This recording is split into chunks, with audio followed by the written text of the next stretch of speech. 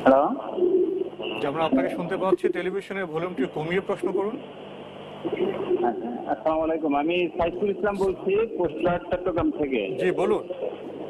আচ্ছা, আমার প্রশ্ন হচ্ছে হুজুর, যে আমাদের সমাজে একটা কথা প্রচলিত যে চায়ের মাযহাবের অর্থাৎ চায়ের ইমামের চায়ের ফরজ। মুসলমানের 130 ফরজ না মানলে 30 ফরজের যদি কোনো একটা ফরজ ছুটে যায় তাহলে সেই মুসলমান থেকে খারিজ হয়ে যাবে, এই ধরনের একটা কথা প্রচলিত। প্রথম প্রশ্ন। দ্বিতীয় প্রশ্ন হচ্ছে, জিকির করতে হবে পাগলের মতো, যেন লোকে তোমারে পাগল বলে, এরকম একটা কথা প্রচলিত আছে। আমি দেখলাম সূরা আরাফের 205 নম্বর আয়াতে আল্লাহ তাআলা জিকির কিভাবে করতে হবে সেটা পরিষ্কারভাবে বলে দিচ্ছেন, কিন্তু এনারা এই কথাটা কোথা থেকে বলে, দলিল কি আপনি বলবেন। আর তৃতীয় হচ্ছে, জিকির নামাজের প্রকৃত নিয়মটা আমাকে কাইন্ডলি একটু বলবেন। ধন্যবাদ আপনাকে। আপনি প্রথমে আমাদের সমাজের প্রচলিত দুটি বিষয় উল্লেখ করেছেন, একটি চার মাযহাব, একটি চার ফরজ। জি, আসলে এই বিষয়টি 130 ফরজ যেটাকে নির্দিষ্ট করে নেওয়া হয়েছে, এর মধ্যে সীমাবদ্ধ করার কোনো শরঈ ভিত্তি নেই। 130 ফরজ না, ফরজ আসলে আরো বেশিও আছে, কমও আছে। মানে ফরজগুলো নির্ধারণ কোরআন এবং হাদিসের ভিত্তিতে হবে। যেমন চার মাযহাব, চার ফরজ, চার কুরসি, চার ফরজ, এগুলো যে বইয়ের মধ্যে লেখা হয়েছে, পরবর্তী সময় যখন লেখকের দৃষ্টি আকর্ষণ করা হয়েছে, ওই বইয়ের লেখকের দৃষ্টি আকর্ষণ করা হয়েছে, তখন ওই বইয়ের লেখক দেখবেন বইয়ের নিচেই টিকা দিয়েছে। তিনি টিকার মধ্যে লিখেছেন যে এই 8টি ফরজ, মানে যেটা এই 8টি ফরজ মূলত ফরজ নয়, জনগণের সন্তুষ্টির জন্য এগুলো ফরজ হিসেবে লেখা হয়েছে, আল্লাহ সন্তুষ্টি নয়, আল্লাহ সন্তুষ্টি নয়। সুতরাং ব্যাপারটি হচ্ছে আসলে এখানে এটাই যে এগুলো একেবারে ভিত্তিহীন, এগুলোর সাথে কোরআন এবং হাদিসের কোনো দলিল নেই। যে সমস্ত ফরজ কোরআন এবং হাদিস দ্বারা সাব্যস্ত হয়েছে সেগুলো ফরজ, সেগুলো 130-এর মধ্যে সীমাবদ্ধ নয়। এবং এটাকে এই 130-এর মধ্যে সীমাবদ্ধ করার কোনো ধরনের দলিল, কোনো হাদিস নেই। যদি থাকতো তাহলে অবশ্যই রাসূলুল্লাহ সাল্লাল্লাহু আলাইহি ওয়াসাল্লাম আমাদেরকে জানিয়ে দিতেন যে তোমাদের উপর ফরজ আছে 130টি, এবং 130টি এই ফরজ যদি কেউ মানে এই 130টি ফরজ যদি কেউ না মানে অথবা কেউ না জানে তাহলে সে মুসলমান হতে পারবে না। এই ধরনের বক্তব্য মূলত ভিত্তিহীন, এগুলোর কোনো ভিত্তি নেই। এর মধ্যে যেমন আপনি উল্লেখ করেছেন চার মাযহাব, চার ফরজ, চার ইমাম, চার ফরজ, চার কুরসি, চার ফরজ ইত্যাদি যে সমস্ত কথাগুলো এসেছে, চারজন ইমাম। আচ্ছা, প্রসঙ্গতে আপনার সামনে একটি বিষয় পেশ করতে চাই। যেমন ফরজ শব্দ উচ্চারণ করলাম, ফরজের বিধান দেওয়ার অথরিটি কার? হ্যাঁ, ফরজ যদি সাব্যস্ত হতে হয় তাহলে অবশ্যই কোরআন এবং হাদিসের দলিলের ভিত্তিতে সাব্যস্ত ফরজ তো আল্লাহ করবে, সরাসরি আল্লাহ রাব্বুল রাসূল সাল্লাল্লাহু আলাইহি ওয়াসাল্লাম সে বার্তা আমাদের কাছে পৌঁছে দেবেন। সরাসরি আল্লাহ রাব্বুল আলামিনের পক্ষ থেকে ফরজের বিধানগুলো মানে আসে এবং সেগুলো কোরআন এবং হাদিসের মাধ্যমেই প্রমাণিত দলিলের ভিত্তিতে ফরজ সাব্যস্ত হতে হবে, কারো বক্তব্য অথবা কারো গবেষণার মাধ্যমে নয়। যদি কারো বক্তব্য গবেষণার মাধ্যমে তিনি সেটাকে ফরজ সাব্যস্ত করে থাকেন তাহলে বুঝতে হবে এখানে বিভ্রান্তি আছে। এখানে আমি একটি কথা বলতে চাচ্ছিলাম, সেটা হচ্ছে যেমন বলা হয়েছে চার ইমাম, ইমামরা মানে চার ইমামের মধ্যে শেষ ইমাম যিনি, ইমাম আহমদ বিন হাম্বল রহমতুল্লাহ আলাই, তিনি তো মানে হিজরি 3য় শতাব্দীর মানে শেষের দিকে, শেষার্ধে মানে তার মানে আগমন এবং মৃত্যু। তাহলে এখান থেকে বোঝা যাচ্ছে যে 300 বছর পরে মানে তাকে মেনে নেওয়াটা আমাদের জন্য ফরজ হয়েছে। আল্লাহ এবং তার রাসূলের কোরআন এবং সুন্নাহ সাব্যস্ত হওয়া 300 বছর পরে এই ধরনের বক্তব্য মূলত যদি কেউ দিয়ে থাকেন তিনি মূলত বড় ধরনের বিভ্রান্তির মধ্যে আছেন এবং তিনি ইসলাম সম্পর্কে সত্যিকার অর্থে যে জ্ঞান লাভ করার কথা, সেই চার জ্ঞান লাভ ইমাম তো করতে আমাদের পারবেন কোনো বিধান না। দেন। বিধান চার দেন। ইমাম আমাদের সম্মানিত, তারা আলেম, তারা স্কলার, তারা কোরআন হাদিসের বাণীকে আমাদের কাছে পৌঁছাবার চেষ্টা করেছেন, তারা কোনো বিধান না, এই কোনো ইমাম নিজের পক্ষ থেকে কোনো বিধান দেননি। এখানে প্রসঙ্গত আরেকটি বিষয় দৃষ্টি আকর্ষণ করা দরকার, সেখানে সেটা হচ্ছে যে এই চারজন ইমামের চেয়েও আর অনেক ইমাম ছিল প্রসিদ্ধ, মানে এই চারজনের ছাত্রদের কারণে এরা প্রসিদ্ধি লাভ করেছে বেশি।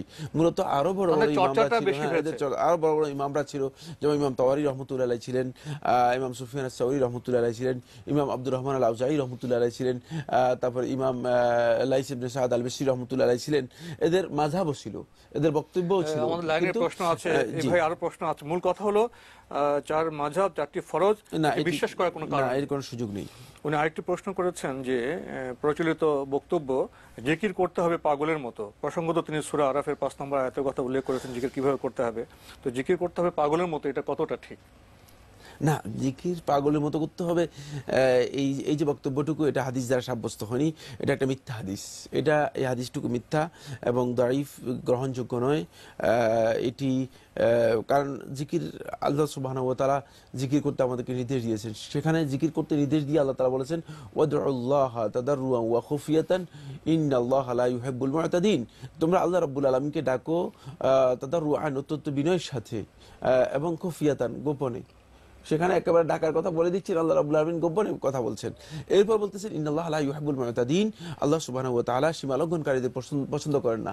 কারা সীমালঙ্ঘনকারী? এখানে সীমালঙ্ঘনকারী হচ্ছে তারা যারা সত্যিকার অর্থে এই সমস্ত দোয়া করতে গিয়ে, জিকির করতে গিয়ে অতিরিক্ত বাড়াবাড়ি করে, চিল্লাচিল্লি করে, মানে যেগুলো ইসলামে অনুমোদন দেওয়া হয়নি। রাসূলুল্লাহ সাল্লাল্লাহু আলাইহি ওয়াসাল্লামের সাহাবীদের সহিহ বুখারীর হাদিসের মধ্যে এসেছে, সাহাবীরা অনেক জোরে জোরে আল্লাহ রাব্বুল আলামিনের কাছে দোয়া এবং জিকির করতেছিলেন, জোরে জোরে জিকির করতেছিলেন। অথচ তালবিয়া পাঠ করার জন্য আল্লাহ রাসূল সাল্লাল্লাহু আলাইহি ওয়াসাল্লাম বলেছেন, হাদিসের মধ্যে এসেছে, ইরফাউ আসওয়াতাকুম বিতালবিয়া, তোমরা তালবিয়ার মাধ্যমে তোমাদের আওয়াজকে বুলন্দ করো, মানে তালবিয়া জোরে জোরে পাঠ করো। এত সত্ত্বেও আল্লাহ রাসূল সাল্লাল্লাহু আলাইহি ওয়াসাল্লাম সাহাবীদেরকে নিষেধ করলেন, বললেন যে তোমরা মানে তোমাদের নিজেদের ব্যাপারে মানে সতর্ক হও, নিজেদেরকে স্বাভাবিক রাখো, কারণ তোমরা এমন ব্যক্তিকে ডাকছো না যিনি বধির অথবা যিনি তোমাদের কথা শুনেন না, বরং আল্লাহ রাব্বুল আলামিন হচ্ছেন একক, অদ্বিতীয়, তিনি সবকিছু সর্বশ্রোতা এবং সর্বদ্রষ্টা, তিনি আমাদের কাছে আছেন। সুতরাং আল্লাহ রাব্বুল আলামিনকে ডাকার জন্য পাগল হয়ে যেতে হবে। এই ধরনের বক্তব্য যারা দিয়েছেন, মূলত এই হাদিসটি একদল উলামায়ে কেরাম মিথ্যাই বলেছেন, এই হাদিসটি গ্রহণযোগ্য নয়। আমাদের ভাই শেষে প্রশ্ন করেছেন, যে প্রশ্নটি যখন দীর্ঘ, যে সংক্ষেপে বলতেন বিতর নামাজের পদ্ধতি সম্পর্কে। বিতরের সালাতের পদ্ধতি আপনি বই থেকে জেনে নেবেন, বিভিন্ন বই সালাতের উপর রয়েছে, বই থেকে বিস্তারিত জেনে নেবেন। বিতরের সালাত রাসূলুল্লাহ সাল্লাল্লাহু আলাইহি ওয়াসাল্লাম থেকে একাধিক পদ্ধতি সাব্যস্ত হয়েছে। এটি দীর্ঘ আলোচনার বিষয়, আলোচনার দাবি রাখে। মূল কথা যেটা, সেটা হচ্ছে যদি আপনি 3 রাকাত আদায় করতে চান, 3 রাকাত আদায় করতে হলে আপনাকে 2টি সূরাতে আদায় করতে পারেন। একটি হচ্ছে 3 রাকাত একসাথে আদায় করতে পারেন, তাহলে আপনি দ্বিতীয় রাকাতে বসবেন না, দ্বিতীয় রাকাতে দাঁড়িয়ে যাবেন, অর্থাৎ 3 রাকাত একাধারে পড়বেন। এরপরে লাস্ট রাকাতে বসবেন, লাস্ট রাকাতে বসে তাশাহুদের মাধ্যমে সালাতের নিয়ম অনুযায়ী আপনি সালাম ফিরিয়ে সেখান থেকে শেষ করবেন।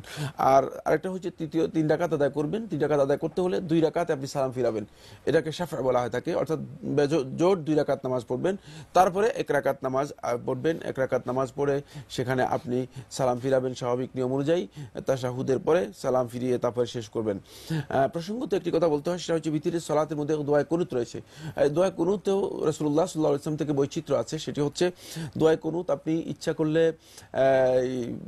রুকুর আগেও পড়তে পারেন, আবার ইচ্ছা করলে রুকুর পরেও পড়তে পারেন। দুটি রাসূলুল্লাহ সাল্লাল্লাহু আলাইহি ওয়াসাল্লামের সুন্নাহ দ্বারা সাব্যস্ত হয়েছে, সেটি নির্ভর করে আপনার ইচ্ছার উপর। আপনি যদি মনে করেন যে রুকুর আগে পড়বেন, তাহলে আপনার জন্য জায়েজ রয়েছে।